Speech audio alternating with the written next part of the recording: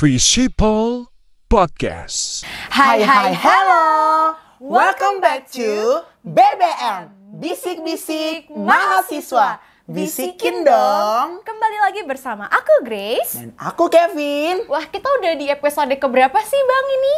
Kita di episode 3 nih Grace. Wah, gak kerasa banget ya. Dan setiap pembahasan kita pasti selalu seru, bener kan? Jelas banget nih. Tapi ya Grace, aku tuh penasaran banget nih. Apa kita tuh? kali ini bahas apa sih? Kita tuh hari ini spesial banget ngebahas salah satu hari besar di Indonesia. Udah ketebak sih dari OOTD kita hari ini. Oh, bukannya kita pakai baju batik doang nih? Aku kebaya. Oh, iya, Berarti iya. apa nih harinya? Kita mau... Tunggu, aku tebak Apa nih? dulu. Oke, apa dulu? Pasti Hari Kartini gak sih? Betul banget. Dan judul kita juga menarik banget. Apa sih judulnya? Oke, 1, 2, 3. Kartini hari ini. Refleksi perjuangan perempuan di era digital. Istimewa banget nih. Iya nih, istimewa banget nih. Nah, Grace, aku mau ngomong dulu nih, disclaimer aja ya. BBM itu selalu banget nampilin narasumber yang spesial banget.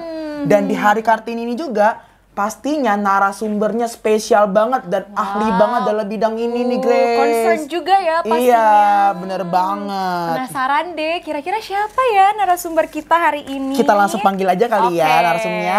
1, 2, 3. Bu Audra. Welcome Bu Audra untuk BBM episode ketiga kita hari ini. Halo Grace, halo Kevin. Halo Ibu, gimana kesibukannya Bu? Sibuk sekali. Wah, sibuk banget ya Bu. Tapi terima kasih banyak ya Bu sudah hadir di episode 3 hari ini Bu. Nah, seperti tagline sebelumnya, di episode sebelumnya nih Bu. Tak kenal maka tak sayang. Bener. Kalau udah kenal pasti akrab nih. Betul, harus Jadi, akrab dong. iya dong. Jadi, Ibu boleh perkenalkan pada teman-teman semua dan kita biar makin akrab nih Bu. Dan sekalian boleh juga Bu kasih tahu kepada teman-teman jabatan Ibu apa sih di Universitas Kristen Indonesia, terlebih Visipol UKI nih Bu. Oke, baik. Terima kasih Kevin, Grace. Teman-teman semua, saya Audra Giovanni. Saya dosen di Ilmu Politik Universitas Kristen Indonesia di Visipol. Nah, saya juga selain sebagai dosen, saya juga sebagai Ketua Pusat Studi Gender di Universitas Kristen Indonesia, juga sebagai Ketua Satuan Tugas Pencegahan dan Penanganan Kekerasan Seksual di UKI. Banget ya. Seru banget sih. Pasti, dan karena tadi ya kita tuh pasti selalu ngebahas dan selalu mengundang narasumber yang luar biasa. Dan hari ini kita mau bahas Kartini dengan ahlinya. Ahlinya dengan Kartini yang sudah ahlinya, sudah lama gitu hidupnya gitu. Waduh, Iya, betul. Udah 40 tahun nih ya. panjang umur. Amin. Kita kan masih 10-20-an. Iya, benar. Wow, agak ngeblank dikit ya saya jujur kaget. Oke, Bu. Ibu kesibukannya kira-kira ini apa aja sih Bu? Kalau boleh cerita dikit nih untuk teman-teman juga. Iya. Baik, jadi saya sekarang selain mengajar juga melakukan penelitian ya, karena tugas dosen itu ada 3 tridharma, mengajar, penelitian, dan juga melakukan pengabdian kepada masyarakat, gitu. Oke, nah nih sebelum masuk ke materi nih ya, kita mau tahu juga nih, karena pasti perempuan tuh identik dengan satu hal. Apa tuh? Tas. Perempuan kemana saja pasti selalu bawa tas sekecil apapun itu, bener nggak sih Bu?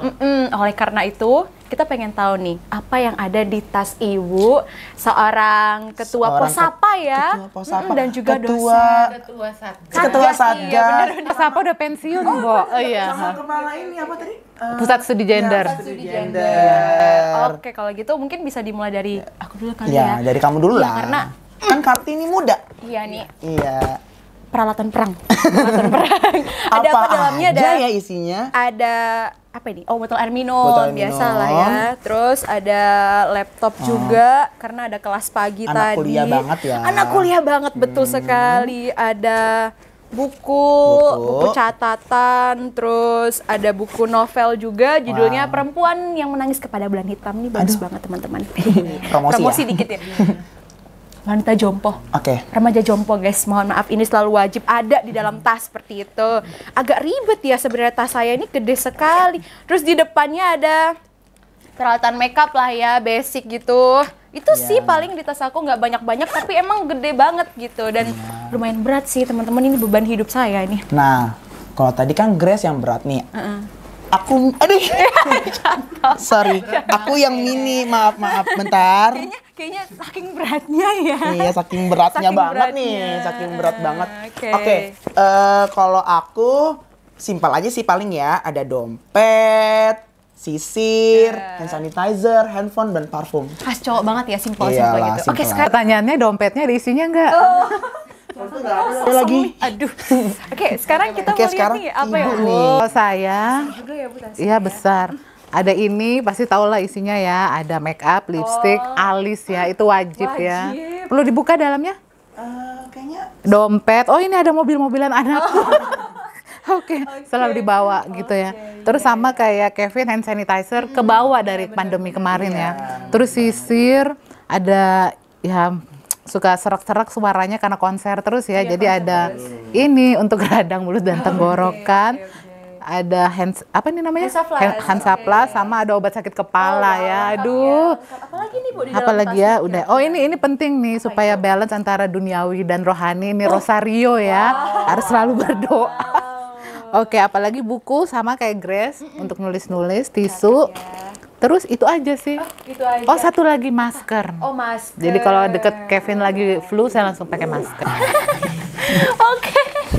Oke, Bu. oke. Ternyata itu ya isi tasnya ya. Lengkap juga kasih ibu-ibu banget sih sebenarnya. Tapi nggak apa-apa. Namanya juga ibu sebagai akademisi juga ya. Banyak barang juga yang harus dibawa nih. Oke, mungkin kita langsung. Tadi kan udah happy-happy. Kita mau serius dulu. Kita mau serius. Ini kesenggol. Maaf ya teman-teman. Terlalu semangat seperti itu. Oke, jadi kita mau masuk materinya langsung aja. Jadi tanpa nunggu waktu lama-lama lagi nih. Dan kita juga penasaran ibu dengan pekerjaan dan kesibukan ibu sekarang ini. Apa aja sih yang menjadi tantangan selama memulai karir sebagai perempuan, apalagi dengan pendidikan yang tinggi. Aku juga penasaran banget ya dengan semua yang sudah ibu lalui. Menurut ibu, jika mau dibandingkan dengan masa lalu, apakah perempuan hari ini tuh memiliki hak yang lebih luas, Bu? Oke, baik. Jadi kalau bicara mengenai background saya sama dengan Grace sama Kevin nih. Dari UKI juga, dari hubungan internasional ya. Kevin dari ilmu komunikasi. Tapi saya tahun 2000 nih, 2001. Ya, jadi jauh banget ya, belum lahir mungkin ya. Oke, terus 2006 pergi ke Moskow, ke People Friendship University of Russia, ngambil ilmu politik.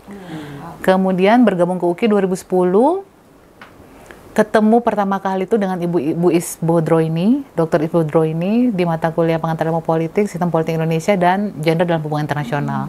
Kemudian yang kedua itu Pak Dr. Leonard Huta Barat, sama beliau tim teaching di studi kawasan.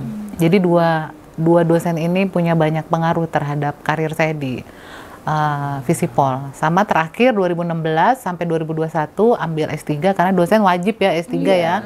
Dapat beasiswa full dari LPDP di Depok di UI gitu. Terus balik lagi ke sini yaitu akhirnya berkarya karena dosen punya tugas tridharma, pengajaran, kemudian ada riset sama PKM. Nah, kalau bicara mengenai hak perempuan tadi memang tantangannya itu cukup banyak ya, apalagi kalau berbicara mengenai warga negara. Perempuan itu punya hak yang sama dengan laki-laki. Tetapi seringkali di lapangan kita ngelihat, kayak riset saya aja, perempuan dan politik. Perempuan itu belum mencapai posisi atau kuota 30%. Nah itu ada banyak latar belakangnya kenapa mereka belum masuk ke situ gitu loh. Oke, wow. Menarik sih. Benar. Oke, Bu, aku mau nanya lagi nih, Bu. Pernah nggak sih, Bu, sebagai perempuan nih, Bu ya, kurang banget nih mendapat kesempatan yang sama dibandingkan laki-laki. Nah, apalagi kan teori masyarakat tuh bilang kalau kepemimpinan itu adalah didominasi oleh laki-laki nih, Bu. Nah, menurut Ibu gimana tanggapannya? Dan perempuan tuh punya kesempatan yang lebih besar nggak sih, Bu, daripada laki-laki? Ya, berarti kita bicara perempuan dan pemimpin ya. Nah, kalau teman-teman pernah baca bukunya Leaders Are Not itu dari risetnya Kalyana Mitra ya sama Australian Aid. Jadi ada 5 hal kenapa orang itu jadi pemimpin. Yang pertama itu karena warisan, terus kemudian karena karisma, kemudian penghargaan yang didapat, seleksi, sama yang berikutnya itu karena profesi. Nah, bagaimana kondisi di Indonesia? Nah, kalau di Indonesia juga kita ngelihatnya harus satu-satu nih. Pertama, kalau di 3 lembaga negara kayak legislatif, eksekutif, sama yudikatif, terus terang di Indonesia posisi perempuan itu belum mencapai affirmative action yang 30%. Tetapi kita harus bersyukur ya, kenapa? Karena contoh nih di eksekutif, kita punya berapa menteri perempuan di era Pak Jokowi? Banyak banget sih, lumayan. Ada 6 ya, ada 6 ya. Banyak dong, keren loh itu. Banyak Itu beken-beken semua ya, kayak yang pertama ada Ibu Sri Mulyani misalnya, Ibu Retno, betul. Terus ada Ibu Bintang, Menteri Pemberdayaan Perempuan. Kemudian ada Ibu Siti Nurbaya, sama ada Ibu Ida Fauzia gitu ya. Nah itu progresnya cukup maju gitu ya, dari zaman Pak SBY hanya beberapa, tapi di zaman Pak Jokowi itu banyak. Nah terus kemudian bicara perempuan di dalam legislatif, walaupun memang belum mencapai 30%, tapi banyak sekali perempuan-perempuan yang produktif, yang cukup aktif memperjuangkan hak-hak perempuan melalui regulasi atau kebijakan. Contoh nggak usah jauh-jauh deh, di UKI, kita punya berapa pimpinan wakil rektor perempuan? 3 apa sih? 3 nggak sih? Tiga. Ya, Iya, Dari 5 kita punya 3. Artinya kan kebijakan-kebijakan yang dibuat tentu saja pro terhadap perempuan dan juga terhadap laki-laki tentunya ya, terutama untuk mahasiswa. Jadi itu menurut saya satu progresif ya, kemajuan. Kayak misalnya gini, teman-teman juga di Ormawa, di Visipol deh, pernah waktu itu kita raker ya, ternyata yang megang-megang posisi strategis itu kebanyakan perempuan. Artinya apa? Artinya kan perempuan itu punya kapasitas dan juga potensi yang sama dengan laki-laki gitu kan ya. Seperti itu saya lihatnya. Ya, benar ya. Jadi memang sekarang istilahnya perempuan udah bisa ngambil alih banyak juga nih, ngambil andil di beberapa kesempatan gitu. Nah, Bu, aku pernah baca satu berita itu yang mengenai setelah pemilu ini dikhawatirkan akan terjadi namanya kerusakan demokrasi, dan perempuan-perempuan itu mungkin para wanita tuh akan sulit untuk berperan di dalam pendidikan maupun sampai politik tuh kemungkinan. Dan mungkin baru-baru ini juga ya tren banget, viral banget, ada demo-demo yang dilakukan oleh perempuan-perempuan yang menyuarakan hak-haknya dan lain sebagainya. Dan aku pengen tahu nih Bu, Ibu setuju nggak sih dengan perjuangan feminisme saat ini yang kadang tuh menggunakan cara-cara yang vokal, tak jarang itu agresif? Pandangan Ibu sendiri gimana dengan hal yang kayak gitu tuh? Memang itu penyampaian aspirasi kita bisa menggunakan segala cara ya, termasuk yang soft maupun yang yang agak keras gitu ya. Itu sah-sah saja dalam demokrasi gitu ya. Tetapi memang yang menjadi catatan besar, terutama yang berkaitan dengan isu perempuan, itu masih seputar pendidikan, kesehatan, tenaga kerja. Apalagi kalau era digital sekarang, itu ada isu lingkungan, ada juga ekonomi kreatif gitu ya. Nah, teman-teman ingat nggak waktu pandemi kemarin, kan sempat down semua ya, terutama ekonomi. Ternyata dari perempuan UMKM ini itu muncul kekuatan baru bahwa perempuan itu bisa berdaya gitu loh, dengan menjual hasil karya ataupun juga apa yang menjadi keunggulan di daerahnya. Nah tapi juga cara yang tadi disampaikan soft maupun hard gitu, enggak perempuan saja kok, laki-laki juga seperti itu. Tapi memang keunggulannya kita di era digital sekarang, informasi terbuka ini, kita bisa menyampaikan di mana aja. Bahkan coba deh, kalau punya sosial media, misalnya kita ingin satu kebijakan yang baik gitu ya buat isu perempuan, kita bisa kok mention presiden atau misalnya mention rektor UKI gitu ya, terkait dengan kebijakan atau hal-hal yang berhubungan dengan kebijakan kampus gitu. Jadi nggak ada batasan gitu sekarang. Itulah kelebihan era sekarang gitu loh. Wow, keren banget sih ya. Oke. Mengenai tadi aku udah bilang tadi stereotip masyarakat nih Bu, kan perempuan tuh pasti kalau di umur berapa harus udah cari pasangan dulu, nggak boleh mentingin karirnya dulu gitu nih Bu. Aduh, perempuan tuh harus cepat cari suami gitu istilahnya. Dan kadang juga kayak laki-laki juga kayak nggak boleh lama-lama terlalu mikirin karir, harus cari pasangan juga biar dapat cucu gitu. Tapi ya Grace, kalau menurut aku ya, kalau dibandingkan couple dan versus karir nih ya, kalau di era sekarang, aku mungkin pilih karir sih, secara pribadi ya, karena menurut aku karir itu penting buat masa depan aku. Ya, kalaupun orang tua nanti ya tetap harus suruh aku nikah ya, aku lebih penting karir dulu.